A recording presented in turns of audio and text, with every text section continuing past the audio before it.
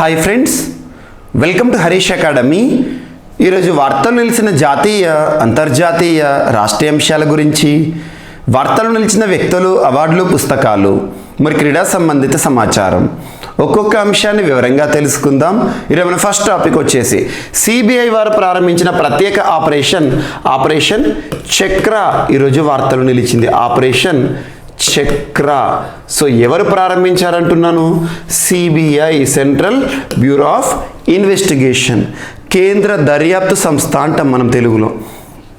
So ముఖ్యంగా పోటీ పరీక్షలకు ప్రిపేర్ అవుతున్న ప్రతి ఒక్క అభ్యర్థి రానున్న పోటీ పరీక్షలను దృష్టిలో ఉంచుకొని ఖచ్చితంగా చదవాల్సిన కొన్ని ముఖ్యమైన అంశాలు ఉంటాయి. అటువంటి అంశాల్లో operations very very important topic to be focused. అంటే ఏంటంటే ఖచ్చితంగా ఒక చదవాల్సిన అంశం ఆపరేషన్స్. వర్తమాన అంశాలు కానివ్వండి, ముఖ్యంగా ఇటీవల కాలంలో వార్తలు ఇచ్చిన operations important. And at the same time గత ప్రభుత్వాలకి సంబంధించి మన చరిత్రలో నిలిచిపోయిన కొన్ని ప్రముఖమైన ఆపరేషన్స్ ఏవైతే ఉంటాయో వాటిని కూడా మనం నేర్చుకోవాల్సి ఉంటుంది. ఆల్మోస్ట్ ఒక 30-40 ఉంటాయి. సో అటువంటి ఆపరేషన్స్లో ఒక ఆపరేషన్ ఈరోజు వార్తలకు వచ్చింది. ఎవరు ప్రారంభించారని అడుగుతారు. ఎగ్జామినేషన్ పాయింట్ ఆఫ్ వ్యూలో ఇలా ఏదైనా ఒక ఆపరేషన్ వార్తలకు వస్తే 2 పాయింట్స్ని మనం ఖచ్చితంగా గుర్తుంచుకోవాలి. రెండు అంశాలు. ఒకటి, ఎవరు ప్రారంభించారు. 2, ఎందుకోసం ప్రారంభించారు. What is the purpose of this initiative అంటారు. సో ఇక్కడ ఆపరేషన్ చక్ర అంటున్నాను. ఉదాహరణకి ఆపరేషన్ చక్ర ఎవరిచే ప్రారంభించబడింది? ఎవరు ప్రారంభించారు? CBI, central bureau of investigation, కేంద్ర దర్యాప్తు సంస్థ. సో పేరేంటి? ఆపరేషన్ చక్ర. మరి పర్పస్, ఎందుకోసం ఈ ఆపరేషన్ని ఈరోజు సిబిఐ వారు ప్రారంభిస్తూ వార్తలోకి వచ్చారంటే ఇక్కడ పర్పస్ గుర్తుంచుకోవాలి. టు ద పాయింట్, ఒకే ఒక వర్డ్ గుర్తుంచుకోవాలి. To curb cyber crimes. To curb cyber crimes అంటే తెలుగులో అర్థం ఏంటంటే సైబర్ నేరాలకు అడ్డుకట్ట వేయడానికి. సైబర్ నేరాలకు అడ్డుకట్ట వేయడానికి అంటే ఏంటి? అర్థం ఏంటి? సైబర్ అంటున్నాను. సో సైబర్ అంటే ఆన్లైన్ అని గుర్తుంచుకోండి.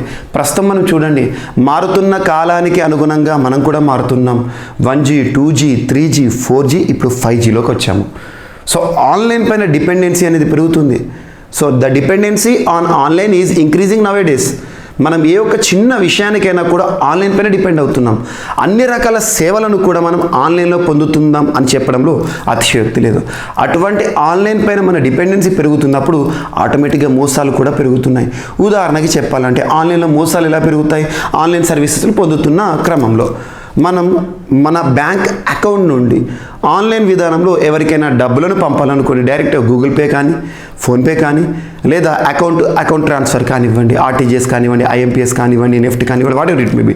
సో ఇటువంటి చేసినప్పుడు, లేదా కొన్ని సందర్భాల్లో ఎవరైనా ఫోన్ చేసేసి, సో మీ అకౌంట్ నెంబర్లో ఒక 10 లక్షల రూపాయలను జమ చేయనున్నాం, మీరు లక్కీ డ్రాలో ఒక లాటరీలో మీరు గెలుపొందారు, అందుకోసం ఆ అమౌంట్ మీకు పొందాలంటే ట్రాన్సాక్షన్ ఫీ కింద ఒక 20,000 లేదా 1,00,000 రూపాయలు కడితే మీకు 10 లక్షల రూపాయలు ఇస్తామని చెప్తారు. ఇవన్నీ కూడా ఆన్లైన్ మోసాలు. ఇటువంటి ఆన్లైన్ మోసాలను అడ్డుకట్ట వేయడానికి సిబిఐ వారు, సెంట్రల్ బ్యూరో ఆఫ్ ఇన్వెస్టిగేషన్ వారు, కేంద్ర దర్యాప్తు సంస్థ వారు ప్రారంభించిన ప్రత్యేక ఆపరేషనే ఆపరేషన్ చక్ర. ఆపరేషన్ చక్ర. సో ఇక్కడ సిబిఐ వారు ఏం చేస్తున్నారంటే ఎవరైతే సైబర్ మోసాలకు ముఖ్యంగా కారకులయ్యారో, సైబర్ మోసాలను చేస్తున్నారో వారి ఇండ్లపైన కానివ్వండి, అసలు ఏ కేంద్రంగా ఆ సైబర్ నేరాలు జరుగుతున్నాయో వాటిపైన ప్రత్యేకంగా నిఘా వేస్తూ వాటిపైన సోదాలు చేస్తున్నారు. సో ఒకటే గుర్తుంచుకోండి, సైబర్ నేరాలను, సైబర్ మోసాలను అడ్డుకట్ట వేయడానికి గుర్తుంచుకోండి. అండ్ నెక్స్ట్ ఉదాహరణకు చెప్పాలంటే ఆపరేషన్ చక్ర ఈరోజు వార్తలకు వచ్చింది. గత 15 రోజులుగా సిబిఐ రెగ్యులర్గా వార్తలకు వస్తుంది. రెగ్యులర్గా అంటున్నాను, ఇది 3వ ఆపరేషన్ మనం డిస్కస్ చేస్తుంది. సిబిఐకి సంబంధించింది, సెంట్రల్ బ్యూరో ఆఫ్ ఇన్వెస్టిగేషన్ వారు. అంతకుముందు ఆపరేషన్ మేఘ చక్ర అనే ఒక అంశాన్ని మనం డిస్కస్ చేశాము. చైల్డ్ సెక్సువల్ అబ్యూస్కి సంబంధించి, child sexual abusing. And next ఇంకొకటి ఆపరేషన్ గరుడ అనే ఒక అంశాన్ని మనం చూసాం. ఆపరేషన్ గరుడ కూడా, ఇవి 3 కూడా సిబిఐకి సంబంధించింది. ఇదేంటి? సో ఇల్లిసిట్ డ్రగ్ ట్రాఫికింగ్ ఉంటుంది కదా, అక్రమంగా మద్యం కానివ్వండి, డ్రగ్స్ ఉంటాయి కదా, మాదక ద్రవ్యాలను ఒక ప్రాంతంలో ఒక ప్రాంతాన్ని తరలించడాన్ని అడ్డుకట్ట వేయడానికి. ఇటువంటి ప్రత్యేక చూడండి, ఆపరేషన్స్ పైన క్వశ్చన్ లేకుండా క్వశ్చన్ పేపర్ ఉండదు. అది ఏ పోటీ పరీక్ష అయినా, అది డిఫరెంట్ ఆపరేషన్స్. ఇటీవల భారత ప్రభుత్వం ప్రారంభించిన ప్రారంభించిన ఆపరేషన్ గంగానే కావచ్చు, అంతకుముందు ప్రారంభించిన ఆపరేషన్ దేవిశక్తి కావచ్చు, ఆపరేషన్ వందే భారతే కావచ్చు, ఆపరేషన్ సముద్ర సేతు కావచ్చు, ఇవన్నీ కూడా మనకి ఇంపార్టెంట్ ఆపరేషన్స్. ఇవన్నీ కూడా ప్రత్యేకంగా చూడాలి. ఆపరేషన్ అంటే చర్య. ఆపరేషన్ బ్లూ స్టార్ చరిత్రలో నిలిచిపోయింది. ఇందిరాగాంధీ గారి మరణానికి, భారతదేశ మాజీ ప్రధాని మరణానికి కారణమైంది. సో ఇటువంటివన్నీ కూడా. సో ఆపరేషన్స్ని ఖచ్చితంగా చూడండి. కమింగ్ గ్రూప్ 1 ఎగ్జామినేషన్ దృష్టిలో ఉంచుకునేనా. మీకు ఆల్రెడీ జీవీకే స్టడీ సర్కిల్ యాప్లో ఆపరేషన్స్ అనే ఒక టాపిక్ని చెప్పాను నేను. ఆపరేషన్స్ మన మిషన్ 100 కోర్సులో. సో మిషన్ 100 కోర్సులో ఆపరేషన్స్ పైన కానివ్వండి, ఖచ్చితంగా ఏ పోటీ పరీక్ష తీసుకున్న కమిటీల పైన కూడా క్వశ్చన్స్ అడుగుతారు. కమిటీల గురించి కానివ్వండి టాపిక్స్ మెన్షన్ చేస్తూ చెప్పాను. సో డిఫరెంట్ ఆపరేషన్స్, మన భారతదేశ చరిత్రలో చోటు చేసుకున్న ఆపరేషన్స్, ఇటీవల కాలంలో వార్తలకు వచ్చిన అన్ని ఆపరేషన్స్ కూడా మీకు మిషన్ 100 నేను ఏదైతే ప్రెస్టీజియస్గా ప్రారంభించానో అందులో తీసుకొచ్చాను. ఒకసారి చూడండి. సో ఇప్పటివరకు జీవీకే స్టడీ సర్కిల్ యాప్ని ఇన్స్టాల్ చేసుకోకపోతే ఈరోజు ఇన్స్టాల్ చేసుకోండి. ఆ యాప్ ద్వారా మీకు మిషన్ 100 కోర్స్ అనేది లభ్యమవుతుంది. సో ఇక్కడ ఆపరేషన్స్ ఏవైతే ఉంటే వీటిని ప్రత్యేక గుర్తుంచుకోండి. సో డిఫరెంట్ ఆపరేషన్స్ ఏవైతే ఇటీవల కాలంలో వార్తలు ఇచ్చాయో వాటిని ఒక్కసారి ప్రత్యేక శ్రద్ధ చూపండి. ఖచ్చితంగా ఎగ్జామినేషన్ పాయింట్ ఆఫ్ వ్యూ అడగవచ్చు. నెక్స్ట్ హర్ స్టార్ట్ అనే ఒక ఇనిషియేటివ్ వార్తలకు వచ్చింది. Her start, her small letters, start capital letters. Her start అనే ఒక ఇనిషియేటివ్ని ద్రౌపది ముర్ము గారు ప్రారంభించారు. ద్రౌపది ముర్ము గారు సో భారత ప్రస్తుత రాష్ట్రపతి. So first citizen of India, భారతదేశంలో మొట్టమొదటి ఏకైక గిరిజన రాష్ట్రపతిగా ఇప్పటివరకు గుర్తింపు పొందారు. సో అటువంటి ద్రౌపది ముర్ము గారు. సో ద్రౌపది ముర్ము గారు ఇటీవల గుజరాత్ యూనివర్సిటీకి సంబంధించి గుజరాత్ విశ్వవిద్యాలయం వారి ఆధ్వర్యంలో హర్ స్టార్ట్ అనే ఒక ఇనిషియేటివ్ని ప్రారంభించారు. ఉద్దేశం ఏంటంటే ఔత్సాహిక మహిళా పారిశ్రామిక వేత్తలను ప్రోత్సహించడం. సో మహిళలకి సంబంధించి చాలామంది మహిళలకు పారిశ్రామికవేత్తలుగా మారాలి అని చెప్పేసి కోరిక ఉంటుంది. సో ఇప్పుడు విమెన్ ఎంపవర్మెంట్ మనం చూస్తున్నాం. వివిధ రంగాలు, ప్రతి రంగంలో కూడా మహిళా సాధికారత సాధించడం. అందులో భాగంగా స్టార్టప్లను ఏర్పాటు చేయాలనుకునే మహిళలు ఎవరైతే ఉంటారో అంకుర పరిశ్రమలు. స్టార్టప్ అంటే ఏంటి? ఒక వ్యక్తికి వచ్చే, ముఖ్యంగా యువతకు వచ్చే ఐడియాస్ ఏవైతే ఉంటాయో, ఆలోచనలు ఏవైతే ఉంటాయో వాటిని కార్యరూపంలోకి తీసుకురావడం. అటువంటి స్టార్టప్స్, అంకుర పరిశ్రమలను ఎవరైతే ప్రారంభించాలనుకుంటారో అటువంటి మహిళలకు ఈ హర్ స్టార్ట్ అనే ఒక ఇనిషియేటివ్ ద్వారా వారికి ప్రత్యేకమైన స్కిల్స్, నైపుణ్యాన్ని కలుగజేయడం కానివ్వండి, అవసరమైతే వారికి ఫైనాన్షియల్ సపోర్ట్ చేయడం కానివ్వండి చేయడం జరుగుతుంది. సో ఎవరికి సంబంధించిందంటే గుజరాత్ యూనివర్సిటీకి సంబంధించి, గుజరాత్ యూనివర్సిటీ. అండ్ ఖచ్చితంగా రానున్న పోటీ పరీక్షలో ఒక టాపిక్ చదవండి. స్టార్టప్స్, డిఫరెంట్ స్టార్టప్స్ గురించి మనం చూసాం. అన్నిటికంటే important economy point of view ఒక క్వశ్చన్ అడుగుతారు. యూనికార్న్ స్టార్టప్ అంటే ఏంటి అంటారు. వీటిపైన ప్రత్యేకంగా చూడండి. ఓకేనా. నెక్స్ట్ వచ్చేసి ఈరోజు నాబార్డ్. సో నాబార్డ్ 222 కోట్ల రూపాయల అభివృద్ధి నిధులను ఈరోజు పంజాబ్ రాష్ట్రంలోని, పంజాబ్ రాష్ట్రంలోని గ్రామీణ విద్యాలయాల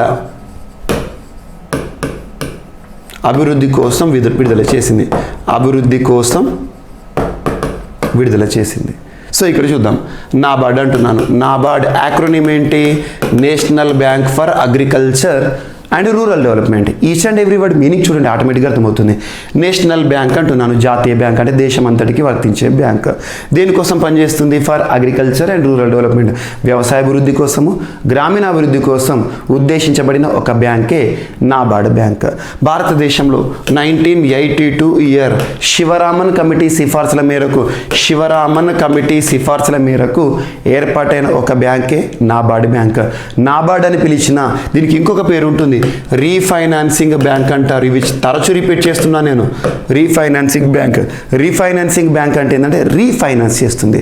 నాబార్డ్ దగ్గర సొంతగా నిధులు ఉండవు. మరి నాబార్డు ఏ విధంగా రుణాలను ఇస్తుంది అంటే, నిధులు లేని వారు రుణాలు ఎలా ఇస్తారంటే, నాబార్డు భారతదేశంలోనే బ్యాంకులకే బ్యాంక్ అయిన ఆర్బీఐ ఉంది కదా, ఆర్బీఐ నుండి నిధులను సమకూర్చుకుంటుంది. ఆ సమకూర్చుకున్న నిధులను రీఫైనాన్స్ చేస్తుంది. దేనికోసం ఈ నిధులు? సో గ్రామీణాభివృద్ధి, వ్యవసాయ అభివృద్ధి కోసం. అటువంటిది NABARD NABARD RIDF rural infrastructure development fund అనే ఒక ప్రోగ్రామ్ 1995-1996 యాన్యువల్ ఫైనాన్షియల్ ఇయర్లో తీసుకొచ్చారు. అందులో భాగంగా గ్రామీణ ప్రాంతాల అభివృద్ధి కోసం తరచూ ఏదో ఒక రాష్ట్రానికి ఏదో ఒక కేంద్రపాలిత ప్రాంతానికి ప్రత్యేకంగా నాబార్డు రుణాలు మంజూరు చేయడం అనేది మనం చూస్తున్నాం. ఈరోజు పంజాబ్ రాష్ట్రంలో గ్రామీణ విద్యాలయాలు అంటున్నాను, అంటే రూరల్ స్కూల్స్ ఉంటాయి కదా, గవర్నమెంట్ స్కూల్స్. చాలా గవర్నమెంట్ స్కూల్స్లో మినిమం అమ్యూనిటీస్ లేవు, కనీస సౌకర్యాలు లేవు. ఆ కనీస సౌకర్యాలను అభివృద్ధి చేయడానికి ఈ నిధులను ఖర్చు చేయనున్నారంట. జస్ట్ గుర్తుంచుకోండి, నాబార్డు గురించి బ్యాక్గ్రౌండ్ పైన క్వశ్చన్ అడుగుతారు. నాబార్డు ఇటీవల కాలంలో ఏ రాష్ట్రానికి ఎంత నిధులు ఇచ్చిందని అడగరు, బట్ ఆ పర్పస్ అడగవచ్చు, ఎందుకోసం ఇచ్చింది పంజాబ్ రాష్ట్రానికి అని. ఇటువంటివి చూడండి, అండ్ దీని యొక్క బ్యాక్గ్రౌండ్ చూడండి, very very important. And next EXIM bank, భారతదేశంలో ఎగుమతులు దిగుమతుల బ్యాంక్ అంటాం. EXIM bank, exports and imports bank of India, which is working on the headquarter. ఎక్కడ హెడ్ క్వార్టర్ పనిచేస్తుందంటే ముంబై కేంద్రంగా. సో ఎగ్జిమ్ బ్యాంక్ భారతదేశం నుండి వివిధ దేశాలకు రుణాలను మంజూరు చేస్తుంది. ఎగ్జిమ్ బ్యాంక్ రుణాలను ఏమంటారు అంటే లైన్ ఆఫ్ క్రెడిట్ అంటారు, ఎల్ఓసి. లైన్ ఆఫ్ క్రెడిట్ రుణమే, బట్ కొన్ని వెసులుబాట్లు ఉంటాయి. ఉదాహరణకి ఈరోజు ఎగ్జిమ్ బ్యాంక్ ఈరోజు టాపిక్ 100 మిలియన్ యుఎస్ డాలర్ల ప్రత్యేకమైన నిధిని లైన్ ఆఫ్ క్రెడిట్ కింద, రుణ సహాయం కింద భారత్ మాల్దీవ్స్కి సాయం చేసింది. మాల్దీవ్స్ అంటున్నాను, మాల్దీవులు చిన్న ఐలాండ్ కంట్రీ. సో మాల్దీవ్స్కి ఎందుకు? ఆ మాల్దీవ్స్ దేశంలో డెవలప్మెంటల్ ప్రాజెక్ట్స్ కోసం, అభివృద్ధి కార్యకలాపాల కోసం భారత్ తన వంతుగా సాయం చేస్తుంది. వారు రుణాలు అడుగుతున్నారు, మనం వాళ్ళు ఇస్తున్నాం. సో ఇక్కడ కామన్గా డైరెక్ట్గా లోన్ అనే అంశాన్ని వాడచ్చు కదా. లోన్ అంటే ఏంటంటే కొన్ని వేరే డిఫరెంట్ ఫ్లెక్సిబిలిటీస్ ఉంటాయి. లైన్ ఆఫ్ క్రెడిట్ అంటే ఏంటంటే వీళ్ళకి లైన్ ఆఫ్ క్రెడిట్ కింద ఎగ్జిమ్ బ్యాంక్ రుణాలు మంజూరు చేసిందంటే కొన్ని ప్రత్యేకమైన కండిషన్. ఒకటి, వారికి ఇచ్చే ఇంట్రెస్ట్ రేట్ తక్కువగా ఉంటుంది compare to normal loan. Second వచ్చేసేసి, ఏ కంట్రీ అయితే ఎగ్జిమ్ బ్యాంక్ నుండి మన భారతదేశం రుణాలు పొందుతుందో అక్కడ డెవలప్మెంటల్ ప్రాజెక్ట్స్ కోసం అత్యధికంగా మన దేశ సౌకర్యాలపైన డిపెండ్ అవ్వాలి. అంటే మన దేశం నుండి కన్స్ట్రక్షన్ కంపెనీస్ కానివ్వండి, మన దేశం నుండి వారు దిగుమతి చేసుకోవడం కానివ్వండి, ఇటువంటి కొన్ని కండిషన్స్ ఉంటాయి. సో అది ఎగ్జిమ్ బ్యాంక్ సంబంధించి ఎల్ఓసి అంటారు. సో ఎగ్జిమ్ బ్యాంక్ ఈరోజు మాల్దీవ్స్కి ప్రత్యేకంగా 100 మిలియన్ యుఎస్ డాలర్ల ఆర్థిక సాయాన్ని మంజూరు చేస్తూ వార్తల్లోకి వచ్చింది. And Maldives very very important. మనకు కరోనా సమయంలో ఆపరేషన్ సంజీవని అనే ఒక అంశాన్ని మనం చూసాం. ఆపరేషన్ సంజీవని భారత్ మాల్దీవ్స్కి చేసిన ఆర్థిక సాయం, మెడిసినల్ వైద్యపరమైన సాయం, వీటి గుర్తుంచుకోండి. And at the same time మన భారతదేశానికి సంబంధించి ఇటీవల కాలంలో ఇండియన్ ఓషానిక్ కంట్రీస్ ఏవైతే ఉంటాయో, growth and security for all in the region, mission Sagar. So mission Sagar అంటే ఏంటంటే security and growth for all in the region. India is considered as queen of Indian ocean. భారతదేశాన్ని హిందూ మహాసముద్రపు క్వీన్గా, మహారాణిగా భావిస్తాం. అటువంటిది ఇండియన్ ఓషన్లో చిన్న చిన్న కంట్రీస్ ఉంటాయి కదా, ఆ చిన్న చిన్న కంట్రీస్, ఆ దీవి దేశాలు ఏవైతే ఉంటాయో వాటిని డెవలప్ చేయడానికి భారత ప్రభుత్వం ప్రారంభించింది mission Sagar. Security and growth, వారికి భద్రత కల్పించాలి, వారి వృద్ధిలో మన యొక్క బాధ్యత తీసుకోవాలి. For all in the region, in which region? Indian oceanic region. Just గుర్తుంచుకోండి, ఈచ్ అండ్ ఎవ్రీ వర్డ్లోనే మనకు సమాధానం ఉంటుంది. ఆ సమాధానాన్ని వెతికే ప్రయత్నం చేయండి, ప్రతి ఒక్కటి గుర్తుంచుకోవడం కాదు. ఓకేనా? సో ఇదొకటి. And next election commission of India. Election commission of India భారతదేశంలో రాజ్యాంగబద్ధ సంస్థ. రాజ్యాంగబద్ధ సంస్థ అంటే ఏంటి? భారతదేశ రాజ్యాంగంలో ఒక సంస్థకి సంబంధించిన ప్రస్తావన ఉందనుకోండి, దాన్ని రాజ్యాంగబద్ధ సంస్థ అంటాం. భారతదేశ రాజ్యాంగం అత్యున్నత చట్టం దేశంలో. అటువంటిది అందులో ఒక ఆర్టికల్ ఒక సంస్థ గురించి పేర్కొంటుంది అనుకోండి, అదే రాజ్యాంగబద్ధ సంస్థ. ఈరోజు ఎలక్షన్ కమిషన్ ఆఫ్ ఇండియా అన్నాను కదా, ఆర్టికల్ 324 కేంద్ర ఎన్నికల సంఘం గురించి ప్రస్తావిస్తుంది. అంటే ఇది రాజ్యాంగబద్ధ సంస్థ. అంటే రాజ్యాంగం అనే పుస్తకంలో ఈ సంస్థ గురించి పేర్కొన్నారు అన్నట్టు. మరి అటువంటి ఎలక్షన్ కమిషన్ ఆఫ్ ఇండియా మరియు AIR, so all India radio వారు, all India radio AIR, so election commission of India మరియు AIR all India radio services వారు సంయుక్తంగా ప్రారంభించిన ఓటరు అవగాహన కార్యక్రమం. సో మతడాటా జంక్షన్ అనే ఒక అంశం. ఇది ఒక వీడియో సిరీస్, వీడియో అంటే సీరియల్ రాగొస్తుంది. దాదాపు 52 ఎపిసోడ్స్ ఉంటాయట. ఇందులో 52 ఎపిసోడ్స్ టెలికాస్ట్ చేస్తారు. సో ప్రతి ఎపిసోడ్లో కూడా ఓటర్లకు అవగాహన కల్పించడం, ఓటు యొక్క విలువను తెలియజేయడం. సో మన ప్రజాస్వామ్య దేశంలో ఓటుకు ఉండే విలువ, మనం ఒక ఓటే అనుకుంటాం, కానీ ఆ ఒక్క ఓటు ఒక నిర్ణయాత్మక ఓటు. సో ప్రతి ఒక్క ఓటు కూడా కలిస్తేనే ప్రభుత్వ ఏర్పాటు జరుగుతుంది. అటువంటి ఓటుకి సంబంధించి స్వీప్ ప్రోగ్రామ్, ఇప్పటికే sweep, so systematic voters education and electoral participation అనే ఒక ప్రోగ్రామ్ ఉంటుంది. Systematic voting, education and electoral participation sweep అనే ఒక ప్రోగ్రామ్ని ఇప్పటికే కేంద్ర ఎన్నికల సంఘం అమలు చేస్తుంది. ఓటరు అవగాహన కల్పించడం, అందులో భాగంగా మతదాత జంక్షన్ని ఈసీఐ అండ్ ఏఐఆర్ సంయుక్తంగా తీసుకొచ్చాయి. ఓటరు అవగాహన, ఓటర్లకు సంబంధించి వారి యొక్క ఓటుకున్న ప్రాధాన్యత, ఇంపార్టెన్స్ ఏదైతే ఉంటుందో, వారు ఓటు హక్కు వాడుకుంటే ప్రజాస్వామ్య దేశంలో ఎటువంటి పాత్రలు అవుతారు అవన్నీ చెప్పడం అనేది ఈ మతదాత జంక్షన్ సిరీస్ యొక్క ఉద్దేశం. సిరీస్ అంటున్నాను, ఇది వీడియో సిరీస్, 52 ఎపిసోడ్స్ ఉంటాయి. ఎవరు ప్రారంభించారు, ఎవరి సహకారంతో అంటారు, గుర్తుంచుకోండి చాలు. అండ్ నెక్స్ట్, సార్థక్ అనే ఒక ప్రత్యేకమైన మెంటల్ వెల్బీయింగ్ ప్రోగ్రాం వార్తలోకి వచ్చింది. మానసిక దృఢత్వాన్ని కల్పించే ఒక ప్రోగ్రాం అని గుర్తుంచుకోండి. మానసిక దృఢత్వం ఎవరికి కావాలంటే ముఖ్యంగా సీనియర్ పర్సన్స్కి, ఓల్డ్ ఏజ్ పీపుల్ ఉంటారు కదా, వృద్ధులు అంటాం మనం. అటువంటి వృద్ధులకి సంబంధించి వారికి మెంటల్గా చాలా టెన్షన్స్ ఉంటాయి. అటువంటి వారికి మెంటల్ వెల్బీయింగ్, వారికి మానసిక దృఢత్వాన్ని కల్పించడానికి ఒక ప్రత్యేకమైన ప్రోగ్రాం సార్థక్. ఈ సార్థక్ని ఎవరు ప్రారంభించారంటే national institution of mental health and neuro sciences, NIMHANS అంటాం. National institution of mental health and neuro sciences, NIMHANS. దీని యొక్క హెడ్ క్వార్టర్ ఎక్కడ అంటే బెంగళూరు కేంద్రంగా పనిచేస్తుంది, కర్ణాటక. వీరితో పాటు ఒక ఫౌండేషన్, ఒక చారిటీ సంస్థ, ఒక దాతృత్వ సంస్థ. ఆ సంస్థ పేరు ఏంటంటే హెల్ప్ ఏజ్ అనే ఒక సంస్థ, హెల్ప్ ఏజ్ అనే సంస్థ. వీరిద్దరు కలిసి కూడా సార్థక్ అనే ఒక ప్రోగ్రామ్ని ప్రారంభించారు. దీని యొక్క ఉద్దేశం ఏంటంటే to ensure mental wellbeing of elderly, వృద్ధులకి సంబంధించి మానసిక దృఢత్వాన్ని కల్పించాలి. ఆ ఏజ్లో వారు ఎదుర్కొంటున్న సమస్యలు కానివ్వండి, వాటికి కౌన్సిలింగ్ చేయడం అన్నట్టు ఇటువంటిది. సో ఇటువంటి ప్రోగ్రామ్స్ మనం తరచూ చూస్తూ ఉంటాం. ఎల్డర్ లైన్ అనే ఒక అంశాన్ని లాస్ట్ ఒక 6 months బ్యాక్ మనం డిస్కస్ చేసాం. ఎల్డర్ లైన్ అంటే వృద్ధులకి సంబంధించి మానసిక దృఢత్వాన్ని కల్పించడానికి ప్రారంభించడం. ప్రత్యేకమైన టోల్ ఫ్రీ హెల్ప్ లైన్ 14567 అనే ఒక నంబర్ కూడా కేటాయించారు. ఇటువంటివి సో ప్రత్యేకంగా చూడండి. సో వృద్ధులకి సంబంధించిన ఒక ప్రోగ్రాం. అండ్ భారతదేశంలో ఇటీవలే 5G టెక్నాలజీని ప్రారంభించారు భారత ప్రధాని నరేంద్ర మోదీ గారు. లాస్ట్ ఒక 4-5 days బ్యాక్ మనం చూసాము. ముందుగా ఒక పైలట్ బేసిస్గా అనుకోవచ్చు. భారతదేశంలోని సెలెక్టెడ్ సిటీస్ ఏవైతే ఉంటాయో 13 నగరాలు ఉన్నాయి.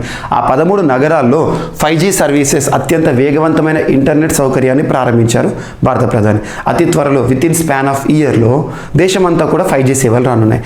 అటువంటి 5G సేవలను అభివృద్ధి చేయడానికి ప్రత్యేకంగా దేశవ్యాప్తంగా 100 ల్యాబొరేటరీలను, 100 ల్యాబొరేటరీస్ని, అంటే ముఖ్యంగా 5G టెక్నాలజీ పైన అధ్యయనం చేసే ల్యాబొరేటరీస్ని ప్రారంభిస్తున్నట్టు కన్సర్న్ మినిస్టర్ వారు చేసిన ప్రకటన. కన్సర్న్ మినిస్టర్ అంటున్నాను, 5G టెక్నాలజీకి సంబంధించిన మినిస్ట్రీ ఏంటి, ఏ మంత్రిత్వ శాఖ పరిధిలోకి వస్తుంది? Ministry of electronics and information technology. Ministry of electronics and information technology. ప్రస్తుతం the person concerned is who is discharging duties as Ministry of Electronics and Information Technology అంటారు. అశ్విని కుమార్ వైష్ణవ్ గారు, ఒడిషా రాష్ట్రానికి సంబంధించిన వ్యక్తి. ప్రస్తుతం భారతదేశంలో రైల్వే శాఖ మంత్రిగా కూడా తనే విధులు నిర్వర్తిస్తున్నారు. సో తను ఏం చెప్పారంటే 100 ల్యాబొరేటరీలను భారతదేశంలో 5G టెక్నాలజీ అభివృద్ధి కోసం, పరిశోధన కోసం ఉద్దేశించబడిన ల్యాబొరేటరీలను ఏర్పాటు చేస్తున్నట్టుగా ఒక అనౌన్స్మెంట్ ఇచ్చారు. అండ్ ఇక్కడ అభ్యర్థులు 1G, 2G, 3G, 4G, 5G ఈ డిఫరెన్సెస్ చూడండి, ఎగ్జామినేషన్ పాయింట్ ఆఫ్ వ్యూ అడుగుతారు. అండ్ నెక్స్ట్, హిమాచల్ ప్రదేశ్ రాష్ట్రానికి సంబంధించి రాష్ట్ర ముఖ్యమంత్రి జయరామ్ ఠాకూర్ గారు ప్రారంభించిన ప్రత్యేకమైన ఒక ప్రోగ్రాం. ఆ ప్రోగ్రాం ఏంటంటే సత్యనిష్ట యాప్ని ఇటీవల ఏ రాష్ట్ర ప్రభుత్వం ప్రారంభించింది అంటే హిమాచల్ ప్రదేశ్ రాష్ట్ర ప్రభుత్వాన్ని గుర్తుంచుకోండి సరిపోతుంది. దీని యొక్క ఉద్దేశం ఏంటంటే ఇది పోలీసులకు మరింత సౌకర్యవంతంగా, సహాయకంగా ఉంటుంది. టు ఎయిడ్ పోలీస్ అని గుర్తుంచుకోండి, పోలీసులకు సహకారంగా. ఎందుకోసం అంటే క్రైమ్ కంట్రోల్ చేయడానికి, రాష్ట్ర వ్యాప్తంగా జరుగుతున్న నేరాలు ఏవైతే ఉంటాయో వాటన్నిటికి సంబంధించి వివిధ పోలీస్ స్టేషన్లో ఉండే సమాచారం ఉంటుంది కదా, ఆ సమాచారం అంతా కూడా సులభంగా మార్పిడి చేసుకోవడానికి ఉద్దేశించబడిన ఒక పోర్టల్. రాష్ట్రంలో నేరాలను అడ్డుకట్ట వేయడానికి ప్రత్యేకంగా ఉపయుక్తంగా ఉంటుందని చెప్పేసి హిమాచల్ ప్రదేశ్ రాష్ట్ర ప్రభుత్వం అధికారికంగా ప్రకటించింది. ఇది ఒకటి ఇంపార్టెంట్. సో నేరాలకి సంబంధించి అండ్ నెక్స్ట్ ఉపగ్రహ కక్షలు మార్చే స్పేస్ టగ్, ఇరాన్కి సంబంధించిన science and technology related topic. వివిధ కక్షల మధ్య ఉపగ్రహాలను బదిలీ చేసే సామర్థ్యం ఉన్న ఒక స్పేస్ టగ్ను ఇరాన్ ప్రయోగించినట్లు ఇక్కడి అధికార మీడియా పేర్కొంది. సమన్ అనే ఈ ప్రయోగాత్మక నౌకను తమ అంతరిక్ష పరిశోధన కేంద్రం నిర్మించిందని, సోమవారం దీన్ని ప్రయోగించమని తెలిపింది. ఈ టగ్ను భవిష్యత్తులో పరీక్షిస్తామన్న ఆశాభావాన్ని కూడా వ్యక్తం చేశారు. ఇరాన్ చాలా కాలంగా అంతరిక్ష కార్యక్రమాలు నిర్వహిస్తోంది. శాంతియుత అవసరాలకే దీన్ని చేపడుతున్నామని చెబుతోంది. అయితే ఈ ముసుగులో తన బాలిస్టిక్ క్షిపణి కార్యక్రమాన్ని మరింత ముందుకు తీసుకెళ్తుందేమోనని అమెరికా ఆందోళన చెప్తోంది. ఇరాన్కి అమెరికాకు పడదు, అందుకే చాబహార్ పోర్ట్ విషయంలో కూడా మనం వెనక్కి తగ్గాల్సి వచ్చింది. సో ఈ ఏడాది జూన్లో ఇరాన్ ఒక ఘన ఇంధన రాకెట్ను అంతరిక్షంలోకి పంపింది. ఆగస్టులో రష్యన్ రాకెట్ ద్వారా ఉపగ్రహం ప్రయోగించింది. సో గుర్తుంచుకోండి, సమన్ అనే ఉపగ్రహ ఏదైతే ఉందో ప్రయోగాత్మక వ్యోమనౌక గుర్తుంచుకోండి. సమన్ అనగానే ఇరాన్ అని గుర్తుంచుకోండి, సరిపోతుంది SNTకి సంబంధించి. అండ్ నెక్స్ట్, ఈ సంవత్సరంలో అత్యధికంగా క్షిపణులను ప్రయోగిస్తూ వార్తలోకి వచ్చిందంటే నార్త్ కొరియా. అటువంటి నార్త్ కొరియా ఈరోజు మరొకసారి వార్తలోకి వచ్చింది. జపాన్ మీదుగా ఒక మిసైల్ని లాంచ్ చేసిందట. ఒక దేశం ఇంకొక దేశం పైనుండి మిసైల్ లాంచ్ చేయడం అంటే అది ఎంతైనా కూడా వివాదమే. సో ఏ దేశానికైనా సావరిన్ పవర్స్ ఉంటాయి, సార్వభౌమ దేశాలు. సో చూద్దాం. ఉత్తర కొరియా వరుస క్షిపణి పరీక్షలతో నిత్యం వార్తలు నిలిచిన ఉత్తర కొరియా గత మంగళవారం ఏకంగా జపాన్ మీదుగా ఓ బాలిస్టిక్ క్షిపణిని ప్రయోగించింది. అమెరికా ఆధీనంలోని గువాం ద్వీపం పరిసర ప్రాంతాలను అణ్వాయుధాలతో ఈ క్షిపణి తాకగలదని పరిశీలకులు అంచనా వేస్తున్నారు. తీవ్ర రెచ్చగొట్టే చర్యగా దీన్ని అభివర్ణిస్తున్నారు. సో ఉత్తర కొరియా దుందుడుకు చర్యపై జపాన్, దక్షిణ కొరియా, అమెరికా తీవ్ర ఆగ్రహాన్ని వ్యక్తం చేశాయి. ఈ క్షిపణి తమ దేశ ఉత్తర ప్రాంత ద్వీపం హొకాయిడోలో పరీక్షించారంట. జస్ట్ గుర్తుంచుకోండి, దాదాపు 4500 నుండి 4600 కిలోమీటర్ల దూరం ప్రయాణించగలిగే సామర్థ్యం ఈ క్షిపణికి సొంతం అంట. ఉత్తర కొరియా ప్రయోగించిందని గుర్తుంచుకోండి, జపాన్ మీదుగా అని గుర్తుంచుకోండి, సరిపోతుంది. అండ్ నెక్స్ట్, రాష్ట్రీయ అంశాల్లో భాగంగా సో ఇప్పటి వరకు తెలంగాణ రాష్ట్ర సమితి అనే ఒక పేరు మనం విన్నాము. తెలంగాణ రాష్ట్రంలో ప్రభుత్వాన్ని ఏర్పాటు చేసిన పార్టీ. తెలంగాణ రాష్ట్రంలో మొట్టమొదటి ప్రభుత్వాన్ని ఏర్పాటు చేసిన పార్టీ 2014 జూన్ 2వ తేదీ తెలంగాణ రాష్ట్ర సమితి ఉద్యమ పార్టీగా మనం చెప్తాము. దాదాపు 21 ఏళ్ల చరిత్ర ఉన్న ఈ పార్టీ ఈరోజు ప్రత్యేకంగా పేరు మార్పు సంబంధిత అంశంతో నిన్నటి రోజున విజయదశమి రోజున అక్టోబర్ 5 రోజున తెలంగాణ రాష్ట్ర ముఖ్యమంత్రి కేసీఆర్ గారు అధికారికంగా పార్టీ పేరుని మారుస్తున్నట్టుగా ఒక ప్రకటన చేశారు. పార్టీ పేరు మార్పు వెనుక ఉన్న అంశం ఏంటంటే ఇక మీదట జాతీయ రాజకీయాల్లో వారి యొక్క ప్రభావాన్ని చూపించాలని. తెలంగాణ రాష్ట్ర సమితి, తెలంగాణ రీజన్ పేరు ఉంది అని చెప్పేసి సో దేశ రాజకీయాల్లో చక్రం తింపాలనుకుంటున్న కేసీఆర్కి ఈ పేరు అనేది అడ్డుగా ఉండొచ్చు. ఎందుకంటే ప్రాంతం అనే ఒక భావన వివిధ రాష్ట్రాల్లో రావచ్చు. కాబట్టి ఏం చేశారు, భారత్ రాష్ట్ర సమితి. ఇప్పటివరకు తెలంగాణ రాష్ట్ర సమితి అనే ఒక పేరు కాస్త BRSగా మారింది. భారత రాష్ట్ర సమితి. సో తెలంగాణ అనే పేరులో భారతదేశం అనే ఒక భావన వచ్చింది. సో ఇదొకటి ఈరోజు తెలంగాణ రాష్ట్రానికి సంబంధించిన ఒక పాయింట్. సో పేరు మార్పు సంబంధిత అంశం. ఇక మీదట TRS అనే పేరు ఉండదు. నెక్స్ట్, వార్తల్లో వ్యక్తుల విషయానికి వస్తే రసాయన శాస్త్రంలో 3 నోబెల్ పురస్కారం దక్కింది. నోబెల్ ప్రపంచ ప్రతిష్టాత్మక పురస్కారం. ఫస్ట్ డే మనం మెడిసిన్కి సంబంధించిన నోబెల్ పురస్కార గ్రహీత ఒకరు చూసాం. సెకండ్ డే ఫిజిక్స్ గురించి 3 చూసాం. ఈరోజు థర్డ్. సో రసాయన శాస్త్రంలో 3. అండ్ నెక్స్ట్ వచ్చేసేసి ఈ ఆర్డర్ గుర్తుంచుకోండి, లిటరేచర్లో వస్తారు అనౌన్స్మెంట్, ఆ తర్వాత శాంతి రంగంలో నోబెల్ పురస్కార గ్రహీతలను చూస్తాం, లాస్ట్కి ఎకానమీలో నోబెల్ పురస్కార గ్రహీతలను చూస్తాము. So this is important. Order గుర్తుంచుకోండి. నోబెల్ పురస్కారాల ప్రకటన అనేది ఒకరోజు జరగదు.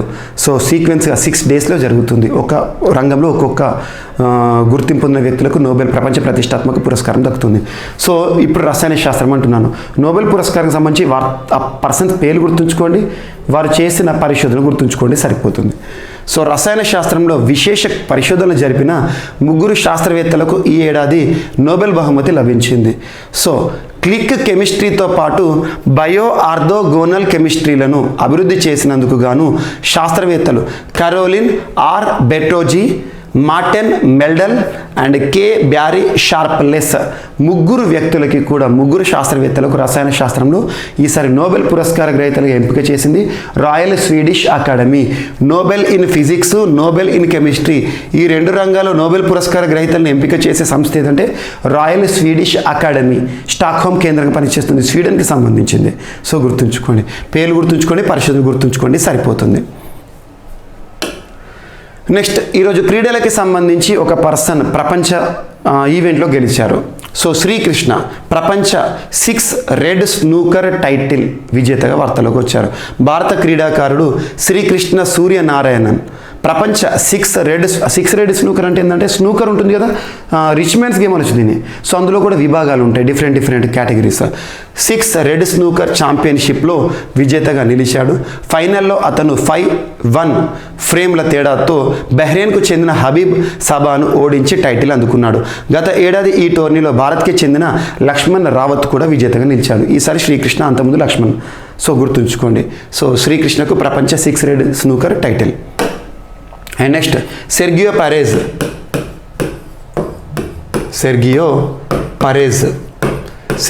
పరేజ్ ఫార్ములా 1 విజేతగా ఈరోజు వార్తలు ఇచ్చారు. ఫార్ములా 1 స్పీడ్ కార్ రేసింగ్ అంటాం కదా, సింగపూర్ గ్రాండ్ ప్రీ సింగపూర్లో ముగిసిన ఒక ఈవెంట్. సో ఫార్ములా 1 ఈవెంట్లో టైటిల్ గెలుస్తూ వార్తలు ఇచ్చారు సెర్గియో పెరెజ్. ముఖ్యంగా ఫార్ములా 1లో మీరు ఫోకస్ చేయాల్సిన వ్యక్తులు Max Verstappen and at the same time ఇంగ్లాండ్కి సంబంధించిన వ్యక్తి. సో వీరిద్దరు కూడా మనకు వెరీ ఇంపార్టెంట్. సో ఫార్ములా 1కి సంబంధించి సో ఇప్పుడు ఈరోజు వార్తలకు వచ్చింది మాత్రం సెర్గియో పెరెజ్ అని గుర్తుంచుకోండి. ఇతను టైటిల్ గెలుస్తూ వార్తలు ఇచ్చారు ఫార్ములా 1. సో ఇది ఒకటి important. And next, Tagore and Gandhi walking together అనే ఒక పుస్తకం ఈరోజు వార్తలో నిలిచింది. రవీంద్రనాథ్ ఠాగూర్ మరియు గాంధీకి సంబంధించిన పుస్తకం. ఎవరు రాశారంటే సో రుద్రాంశు ముఖర్జీ గారు రాసిన పుస్తకం. సో పుస్తకం యొక్క ఆథర్ గుర్తుంచుకోండి. ఎవరికి సంబంధించి ఠాగూర్ అండ్ గాంధీ గారికి సంబంధించిన జీవితంలో జరిగిన కొన్ని ముఖ్యమైన అంశాలను గుర్తుంచుకోండి.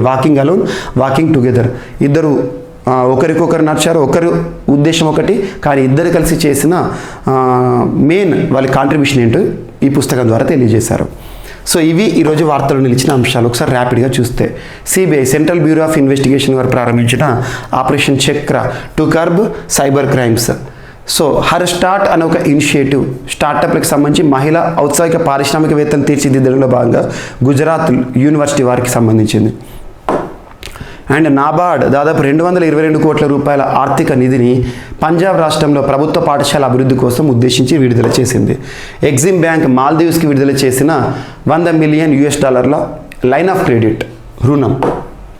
అండ్ మతదాతా జంక్షన్ అనే ఒక అవేర్నెస్ వీడియోస్ 52 ఎపిసోడ్స్ దేనికి సంబంధించి, ఓటర్ అవగాహనకు సంబంధించి మనకు కేంద్ర ఎన్నికల సంఘం, ఆల్ ఇండియా రేడియో వారు సంయుక్తంగా ప్రారంభించారు. సార్థక్ అనే ఒక ప్రత్యేకమైన మెంటల్ వెల్ బీయింగ్ ప్రోగ్రామ్, వృద్ధులకు సంబంధించిన సార్థక్ ఇనిషియేటివ్ ఎవరు ప్రారంభించారో ఎందుకోసం గుర్తుంచుకోండి. అండ్ 5G టెక్నాలజీ అభివృద్ధి కోసం భారతదేశంలో 100 రీసెర్చ్ ల్యాబ్లను ఏర్పాటు చేస్తున్నట్టుగా concern ministry of electronics information technology Ashwini Kumar Vaishnaw గారు చెప్పారు. అండ్ హిమాచల్ ప్రదేశ్ రాష్ట్రానికి సంబంధించి ఒక ప్రత్యేక యాప్ సత్యనిష్ట అనే ఒక యాప్ సో పోలీస్ డిపార్ట్మెంట్కి సంబంధించి క్రైమ్ కంట్రోల్కి ఉపయుక్తంగా ఉండేది. అండ్ నెక్స్ట్, సమన్ అనే ఒక ప్రత్యేకమైన స్పేస్ టగ్ని ప్రయోగిస్తూ వార్తలోకి వచ్చింది ఇరాన్. అండ్ జపాన్ మీదుగా ఒక వివాదాస్పద క్షిపణిని ప్రయోగిస్తున్నట్టు వార్తలోకి వచ్చిన north Korea.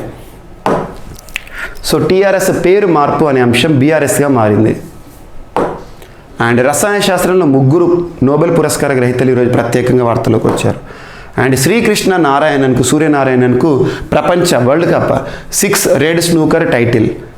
Sergio Perez formula 1 winner Singapore grand pre విజేతగా వార్తలోకి వచ్చారు.